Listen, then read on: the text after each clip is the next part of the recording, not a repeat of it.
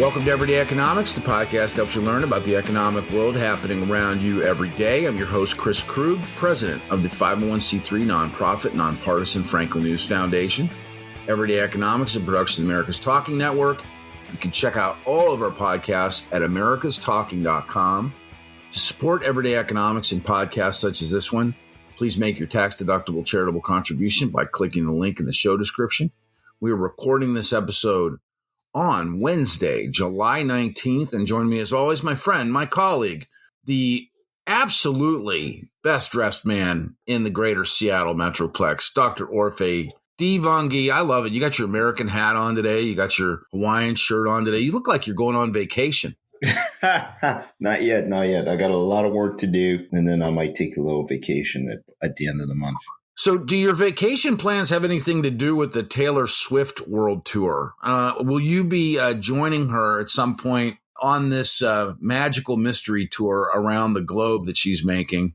My goodness, I'm looking at these numbers that people are purporting that her tour will make and the economic impact that she is having in the wake of her visits to select towns. I've seen reports in excess of $5 billion of economic impact from the Taylor Swift tour. You're going to have to help me to understand how this really works out, my friend. I think those are kind of bogus. I know one of them came from the Fed. Yeah, we're looking at consumer spending that probably would have been spent elsewhere or saved. All right. So this is not like an additional spending, right? It's not a stimulus like I heard or read about. I heard on TV and I read about in the newspaper. This is not additional flows coming into this U.S. economy. This is just money that was already there. It's basically people spending down their savings, and the labor market supporting the spending, right? This leisure and hospitality sector that is still, that still hasn't fully recovered from where it was before the pandemic in terms of the number of jobs, the number of people employed in the sector. So to some extent, it's just, people are taking money they would have spent elsewhere and allocating it to the Taylor Swift concert. Whether that's good or bad, it's definitely a headwind right now, but you also have to think about that and say, hey, maybe, especially given the fact that the sector is still plagued with labor shortages, whether it is something we actually want right now at a time where we're trying to get people to save, we're trying to get the savings rate to increase. Ultimately, that's what the Fed's trying to do, right? Get people to pull back a little bit, right?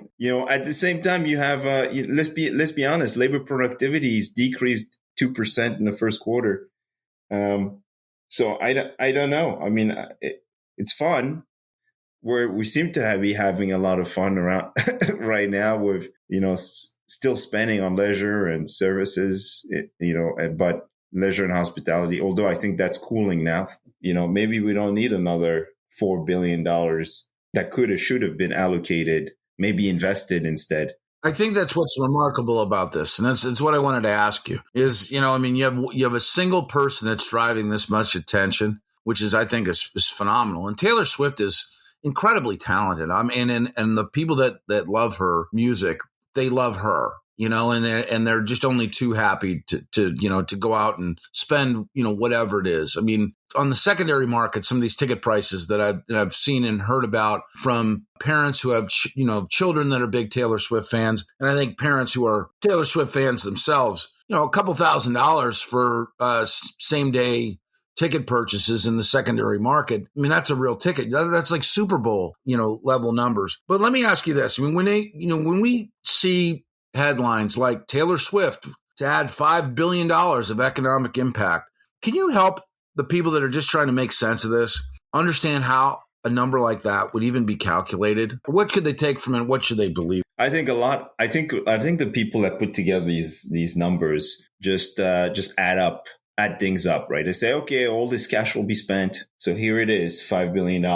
What they don't take into account is how, when that money is spent, how it affects prices and other parts of the economy. And they also don't think about the opportunity cost. We talked about opportunity cost on this podcast many times, right? It's also all the other stuff that's left on the table. In order to go to a Taylor Swift concert, if you're spending $1,000 or $3,000 or $4,000 or $5,000, you're giving up a whole lot of other stuff in order to go to that Taylor Swift concert. And usually these analyses don't take those things into account. And so that's that. And the other thing I want to say, and I mentioned this earlier, this is not stimulus dollars. This is not new money.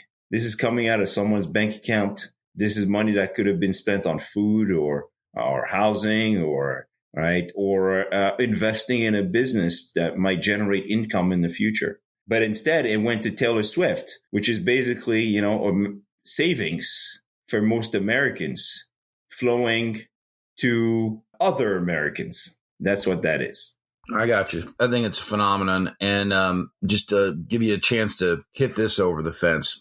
Oh, yeah. I mean, look, I see these concerts. I think it's phenomenal that one person can generate this much attention and it has been so successful. And so I praise Taylor Swift for her success. Well done. But in terms of the economics, I just I can't wrap my head around the analysis of whoever put this together. I mean, it's a great way to grab headlines, but the U.S. economy is still cooling. This is not going to boost economic activity. And so let's just put a pin on this and call it a day. All right, let's just do that. For Orphe Divounguy, this has been Chris Krug. Subscribe to Everyday Economics and dozens of other high-quality podcasts at americastalking.com.